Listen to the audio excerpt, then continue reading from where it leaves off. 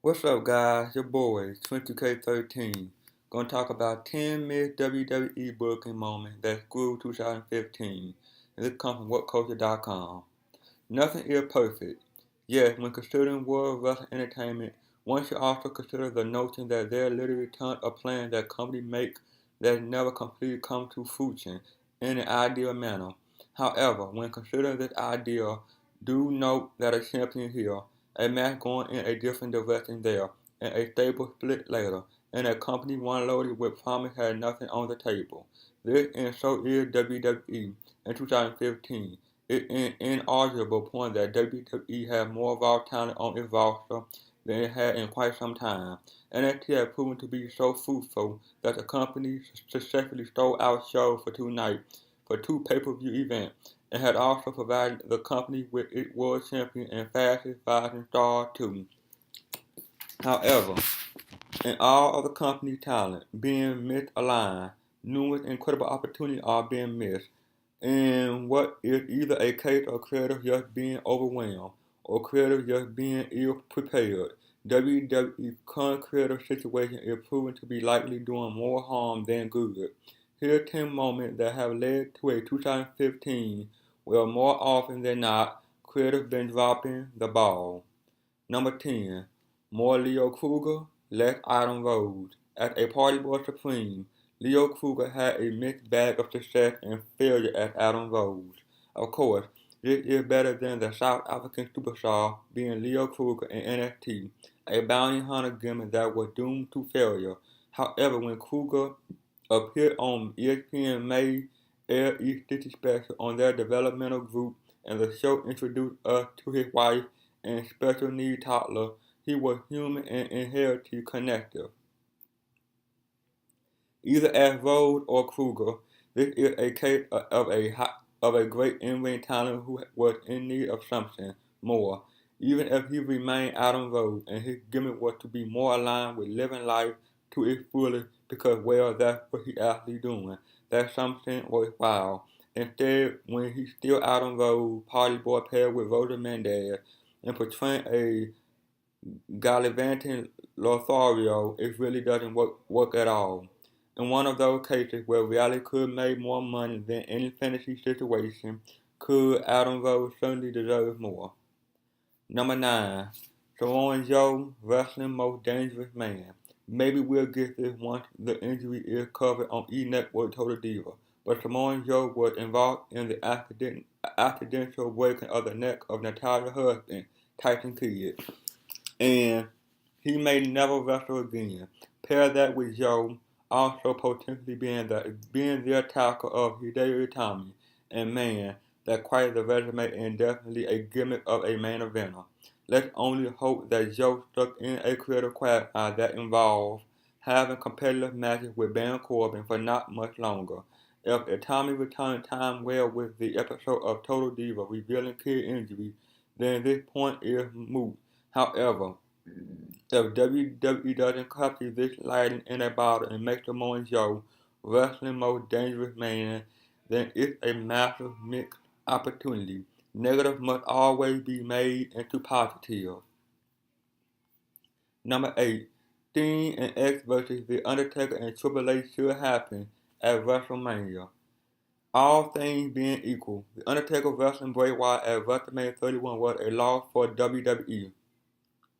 It effectively killed all momentum for one of their best up-and-coming heels, and given that Undertaker was to be called back to work a long-term program with Brock Lesnar anyway, it was genuinely a waste of time. As well, Sting vs. Triple H at WrestleMania was just a backdrop for a segment to work Hulk Hogan, Kevin Nash, Scott Hall, the New Age Outlaw, and X-Pac into the show, and though a lot of fun, it was largely unnecessary. However, imagine if for one night only, Triple H got The Undertaker to help him defend the legacy of WWE versus Sting and insert a WCW legend, maybe Ric Flair, maybe Goldberg, etc., and what would have been a massive dream match. Instead, we got Undertaker having an illogical one-off match and Sting being involved in a feud that felt ineffectual throughout that could easily been avoided. Number 7. Last, Brock Lesnar.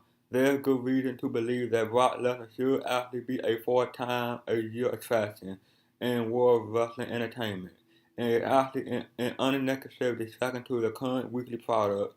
This why the idea of Lesnar and Heyman being an attraction is awesome.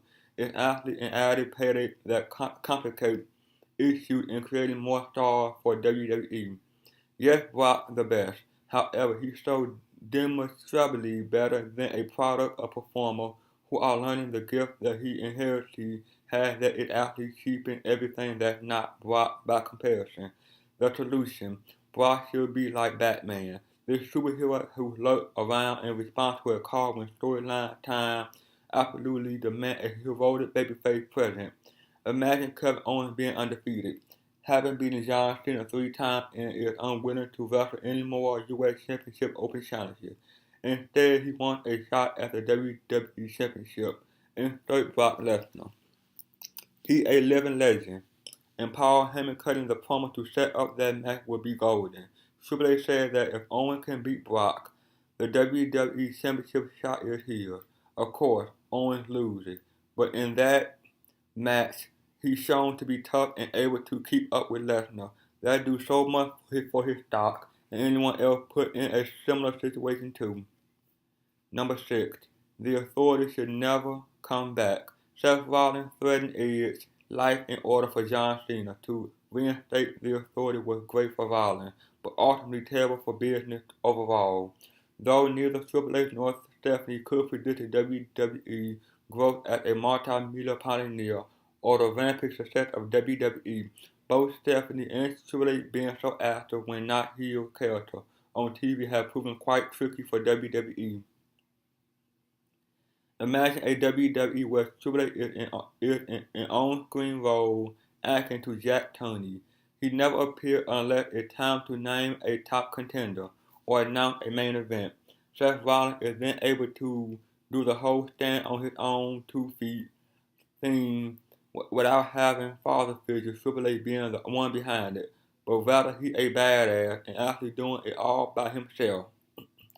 A Rollins championship run where he is an arrogant bad guy who lacked backup has largely occurred anyway.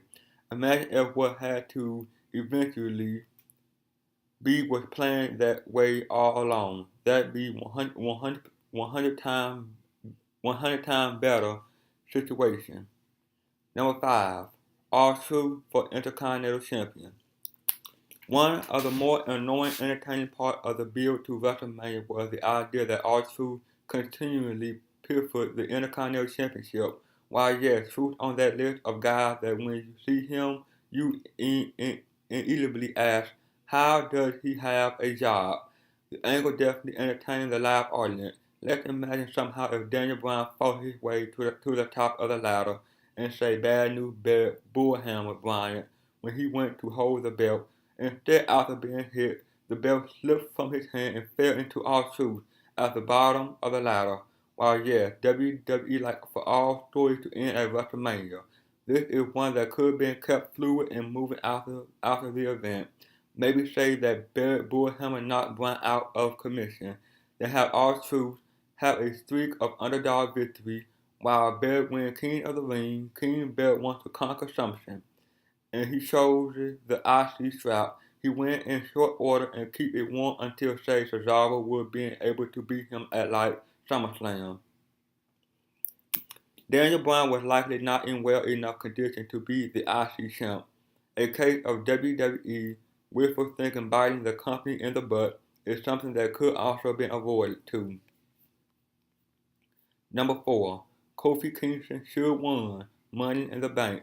The New Day are so hot at a heel trio that they are about to turn themselves from effective heel to comedy babyface. WWE could save them from comedy mid-card hell as the winner of the recent Money in the Bank ladder match was Kofi Kingston instead of Sheamus. Sheamus holding the briefcase didn't even inspire the referee a few weeks ago on TV, as Sheamus' ill-advised cash-in attempt wasn't even registered because it looked like the referee was actually overselling how stunned he was that Sheamus wanted to cash it in. However, Imagine the New Day, Kofi Kingston holding the briefcase. As Will, imagine the comedy of Xavier Woods putting it over. Plus the moment when Kofi would say, ask Biggie to protect it as he worked singles matches.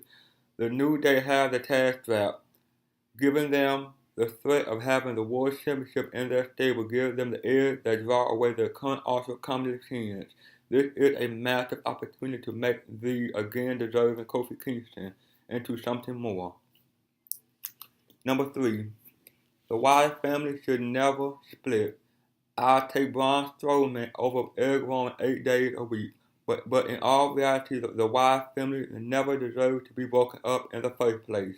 Bray Wyatt's gimmick is that he a cult leader, plain and simple. The idea that he controls two young men was part of his appeal. Bray Wyatt as a controller of people who wave their cell phone in the air makes him a rock star. Bray many things, but Chris Jericho certainly isn't one of them. Of course, the Wyatt family is back together. Separating them from Bray, then following that up with Bray loss to The Undertaker was two back-to-back moves that were terrible for business overall. Number 2. Kevin Owens should defeated John Cena for the United States Championship in a clear case of creative cold feet about pushing a non-traditional performer, making life very difficult right now. Kevin Owens should be the WWE United States Champion. However, he's not. In John Cena's best year yet as a wrestler, we missed out on what could be his best moment ever. If Kevin Owens wins the U.S. Championship, then the rematch is Kevin Owens having his first U.S. Championship Open Challenge. Seth Rollins coming down after the match and insulting John Cena could be the moment where Cena and Rollins feud started. Cena won and then being granted a title match in exchange for something like not wrestling for the belt for 365 and Rollins also having to be censored for a month would have been great. Of course, add in Jon Stewart interference because a loser like Cena shouldn't have Flair record would have meant so much more.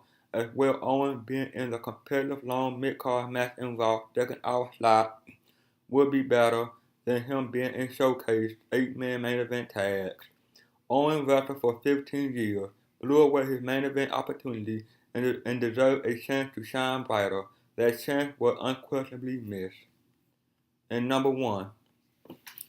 Paul Heyman should stay with Cesaro. Imagine what life would be like at month 18 of Paul Heyman managing Cesaro. WWE $5 million richer for not bringing back Brock Lesnar and instead building Cesaro in a similar manner. Cesaro defeats John Cena after overwhelming him at SummerSlam 2014, maybe even with some sort of 100 Revolution Cesaro swing. Cesaro as champion is seemingly unbeatable, even going as far as to outlast Cena and Seth Rollins in a rematch at Royal Rumble 2015. Cesaro then wrestled Daniel Bryan in a retirement match at WrestleMania 31, as if he and not Reigns that makes sense for a classic with Cesaro at WrestleMania. Cesaro retired Bryan, but it's Seth Rollins coming down to cash his briefcase that actually saved the whole show from being super sad. Cesaro versus The Undertaker. No, Cesaro may be wrestling Kevin Owens for the U.S. Championship after a year of being a tippy-top guy in main event WrestleMania. I'll take it. Cesaro versus a returning Brock at WrestleMania 32 because Heyman calls Cesaro a beast. Money. Well, that is, guys. Like, comment, subscribe. See you guys on the next one. Peace.